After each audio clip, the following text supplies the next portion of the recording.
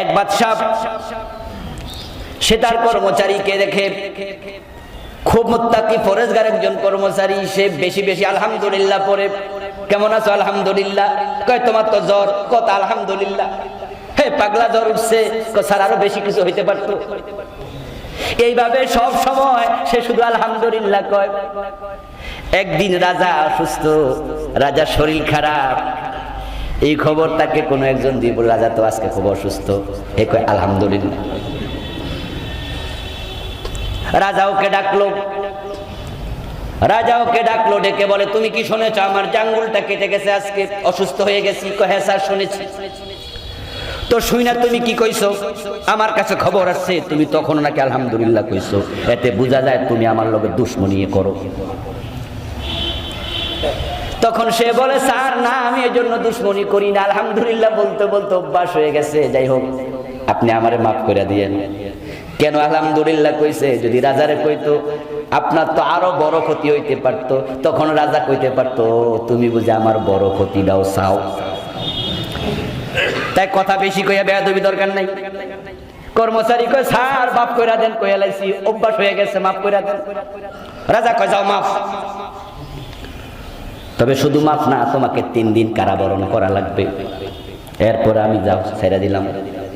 3 দিন কারাবরণে দিয়া রাজা বিকাল বেলায় ভাবলো, মনটা ভালো না, শরীরটা খারাপ, আঙ্গুলটা কেটে গেছে, একটু সফরে বের হই।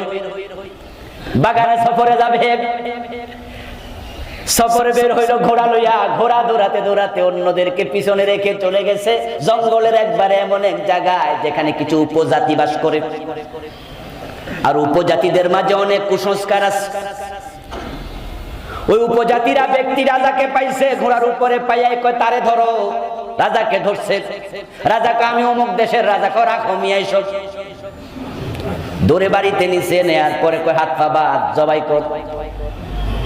রাজা কয়, আমি কি দোষ করছি? কয়, তোমার কোনো দোষ নাই, আমাদের এলাকা অনেক দিন ধরে বৃষ্টি হয় না। একজন স্বপ্নে দেখছে একটা মানুষ জবাই করলে তখন বৃষ্টির দেবতা খুশি হইয়া বৃষ্টি দেবে। এখন নিজের ছেলে মেয়ে নিজেরা কেমনে জবাই করি, তা অপেক্ষা করতেছিলাম, যারে পাই হেরে জবাই করুন। তো রাজা কয়, তাকদিরে বুঝে আমার এখানে টাইম নাই আনলো। হঠাৎ একজন বলছে, থাম থাম, জবাই দিস না। কি হয়েছে? স্বপ্নে যে দেখছে সে তো বলছে নিখুঁত একটাকে জবাই দেয়া লাগবে, ওই বেটার তো আঙ্গুল নাই। তখন এবার হাত পা ছেড়ে দিছে, বেটা আঙ্গুল কাটা, ছেড়ে দে, যেটা দিয়ে হবে না, ভালো একটা খোঁজ। এখন ছেড়ে দিছে আঙ্গুল কাটা দেখা। এবার রাজা কয়, আলহামদুলিল্লাহ।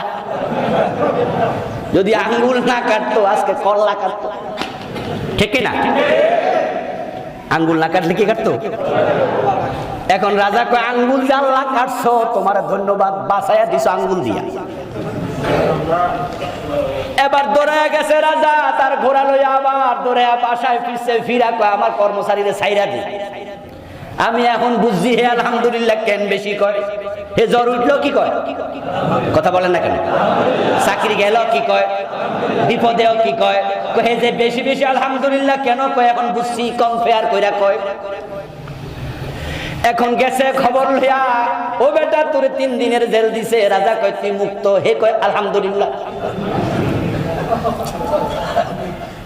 রাজার সামনে হাজির।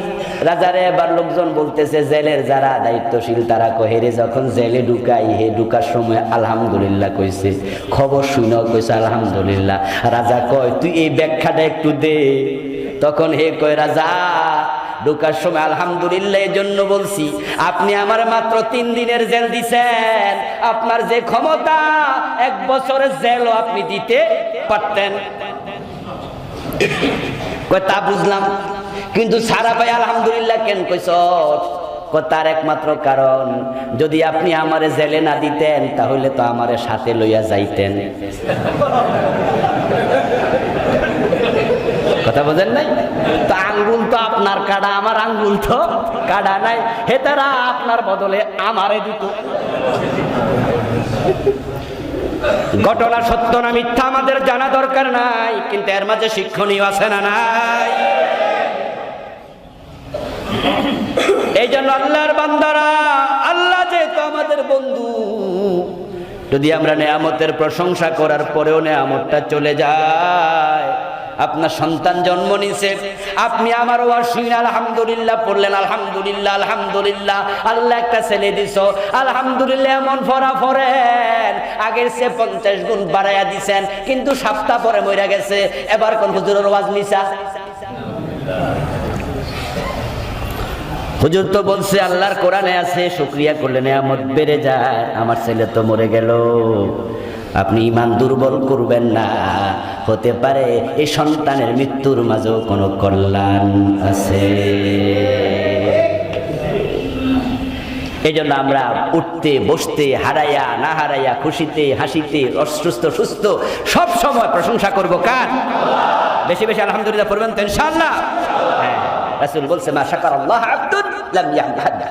যে ব্যক্তি আল্লাহর প্রশংসা করে না, শুকরিয়া করে না, যে ব্যক্তি শুকরিয়া করে না, সে প্রশংসাই করলো না। এই জন্য নিয়ামতের কৃতজ্ঞতা জ্ঞাপন করবেন, মুখে শুধু বললে হবে না, আল্লাহর প্রতি বিনয়ী হবেন। আল্লাহ আমাদের তৌফিক দান করুন।